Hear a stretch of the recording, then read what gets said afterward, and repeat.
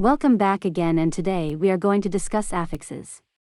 Affixes go in front or after a word to change the meaning.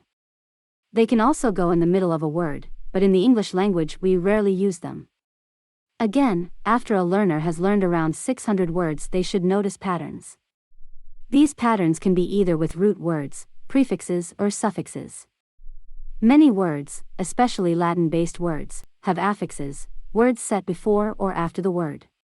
These words can increase the vocabulary up to 6 times what they knew if they could understand affixes.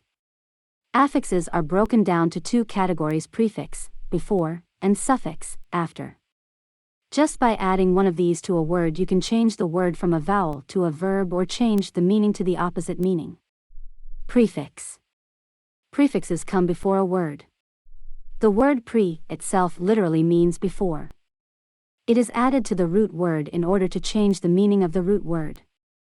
Sometimes it can have a negative effect on the root word. Take for example the prefix im, which means the opposite, and the word possible. If you put these 2 words together, you will get the word impossible, or something that is not possible. Some prefixes and their meanings are: sub, below, uni, 1. Quasi, not real, aqua, water. Un, to do the opposite, semi, half. Rhino, nose, up, away from. Quad, for auto, by self. Cred, to believe, octo, 8. Con, with demo, people. Dict, to speak, equi, equal. Let's make up some words and see if you can find the meaning. Submarine, marine is Latin for the ocean. Sub means below. So the meaning here is below the ocean. Rhino surgery, rhino means nose. Surgery is an operation. So nose surgery. Unicycle, uni means one, while cycle means a wheel. So one wheel. Once students can figure this out, they should be able to start learning the meanings of words much easier. Suffix. Suffixes go at the end of the word. They tend to make verbs out of nouns and change the entire meaning of a word. Some suffixes and their meanings are: able, can do, age, act of. Or /er, a person of an occupation, ed, past. Dom, a place, aren't, have quality. Let's take a word and add some affixes to see how many words we can create.